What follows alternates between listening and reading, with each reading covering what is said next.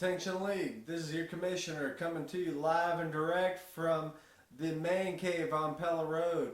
Right now, we're about to break down this week's matchups for week 2. We already saw a big Thursday night. All 6 matchups were active. We had 7 teams with players involved there. The big winners there were Emmanuel Sanders for the Law Dog, racking up 25 points, and Goob got 36 points out of that matchup. So let's go ahead and try to do the fastest 2 minutes and 39 seconds in fantasy football. What do you say? First off, we have Goob and Justin. Justin is 0-1. He's getting 1 point here against a 1-0 auto pick Goob.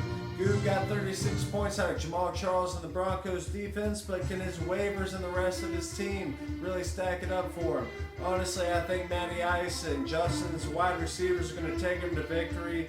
Julio Jones, Randall Cobb, can Amir Abdullah and Danny Woodhead step up? I think so, as well as Rams defense against Washington. Next up, we got Cox and Smithgall. Smithgall's got a lot of potential here, guys. Got Austin Safarian-Jenkins, Andrew Luck, Demaryius Thomas got 16 points for him already.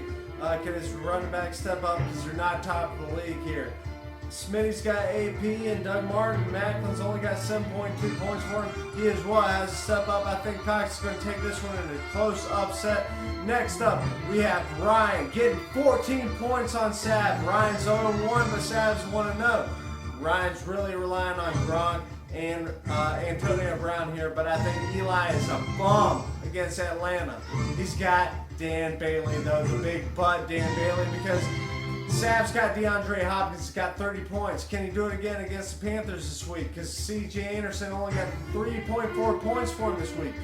Jimmy Graham's got to step up big for Sav. Honestly, I think Sav's going to make it close, and we're going to get back to it, the big butt, Dan Bailey, guys. Next, we got El Diablo, who's right now getting a point against Chris Sarvis. Earlier in the week, Chris Sarvis was favored in this matchup. There's too many question marks. Chris Ivory, Jonathan Stewart. We know Drew Brees is going to have a big game for him, and he's got some big wide receivers in Brandon Marshall and Megatron. But honestly, El Diablo got some big touchdowns out of Peyton Manning, and McManus got 9 points for him off the waiver wire. Guys, you let him get McManus off the waiver wire. You got a 50-yard field goal for El Diablo. Eddie Lacy, Alfred Morris, they're going to go off. Can El Diablo's wide receivers step up? Yes, they will. El Diablo, he was not favored in this matchup this week, but there's too many question marks, like I said, for Chris Sarvis. El Diablo's going to get the win, and that's all I got to say about this week, guys. Let's take it to the game. Hey, guys. When you've had a rough day at coaching fantasy football like me, there's only one thing that can make it better. A tall, cold, blue and gold true Pilsner. Oh, hell yeah!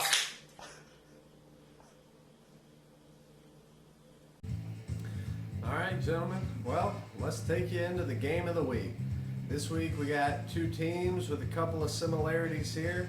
They both have Super Bowl winning quarterbacks, and they're both 1-0 right now.